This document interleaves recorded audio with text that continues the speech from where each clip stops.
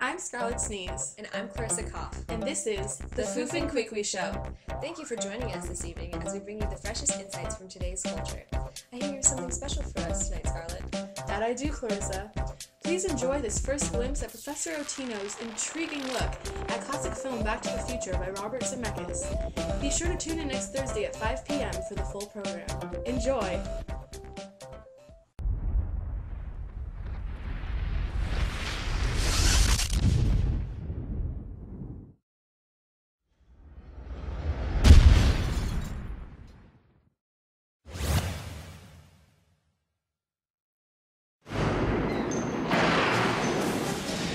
You built a time machine? Hello? Hello? Anybody home? We're sending you back to the future!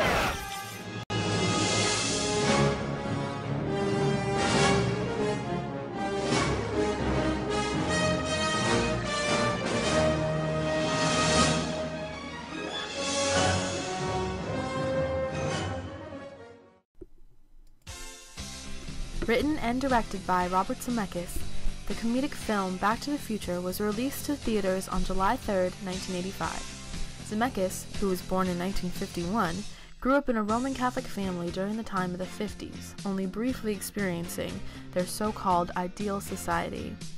Back to the Future's release in 1985 hit instant success and was awarded many accolades over the years at events like the Academy Awards and the Golden Globe. The 80s are often referred to as the Me Decade due to increased economic greed and the glamorously superficial entertainment industries that reflected the growingly materialistic social conditions of the time.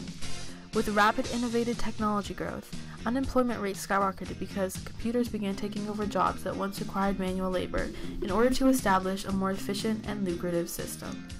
The timeless story of Marty McFly as he navigates his way through time and the repercussions caused by his interference with the past conveys a much deeper message than what is first presented at face value.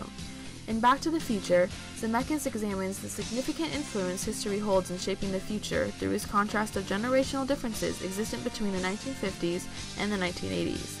He emphasizes the limiting power which time controls society with in order to bring awareness to how the choices and actions of every individual are vital in manipulating the unchanging fabric of time for the benefit of humanity. One of the main issues we see arise in Back to the Future is this clash of old and new, the 50s versus the 80s, and in one aspect this manifests in urbanization. The simplistic society of the 50s is slowly being replaced with a more urban industrial one, which the film reveals to be one of the main causes for the chaos of the 80s.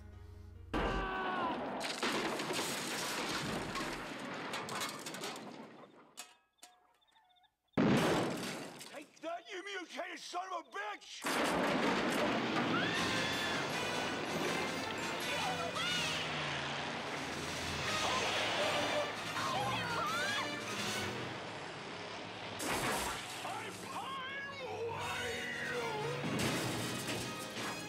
You space bastard! You killed my pan! Marty arrives in the past literally with a bang. The unsuspecting Peabodys have no idea who he is, and because of all the technology, they assume he's an alien from outer space coming to destroy them. Ironically, the generations following the 50s spurred the denigration of the known society, resulting in a reckless and rebellious 80s. When Mr. Peabody yells at him for killing his pine tree, he is more correct than even he knows. The camera captures the car crashing through the tree surrounded by a perfect picket fence. It alludes to how the future of society is heading towards the destruction of nature by new inventions and progress, pushing down walls and boundaries carelessly with little concern about the effect. In the film, Zemeckis takes a look at how time and history can trap someone both culturally and socially in ways that seem unjust, in addition to looking at humanity's tendency to obsess over the past in an attempt to avoid their present and future. Early in the movie, Principal Strickland reprimands Marty for being tardy and talking back with an attitude, yelling that no McFly had ever amounted to anything in history, thereby implying that Marty and all the other rebellious youth had no hope of achieving success either. Time has once again exercised its power to limit. Marty is defined by his parents' social class, segregated automatically into the unsuccessful group without close examination of his own individual qualities. Due to the previous generation's mistakes, the helpless future suffers, something that Zemeckis points out in order to motivate people to look beyond themselves and see the bigger picture of their actions. The path that Marty walks backward on is shaped like the flux capacitor, which represents time travel, and it leads directly back to the famous clock tower. The hugeness of the clock, magnified by the camera angle from above, symbolizes how humanity cannot control time, at least when attempting to go backwards. Zemeckis is trying to show the audience that all attempts to return to the past will fail, leading to the future no matter how hard one focuses on what is behind them. If change is truly desired, then individuals must concentrate on improving what lies ahead. This central theme of nostalgic yearning for the past in an attempt to escape from an increasingly miserable present is shown in the two different scenes of 1985, which are like a before and after, the latter being the desired result.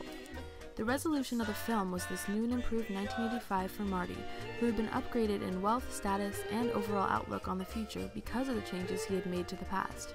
Zemeckis reveals that all issues that develop have their root in previous choices and actions. The 80s generation wanted to recreate this idealistic past, however, time's limit on the world made that a useless fantasy.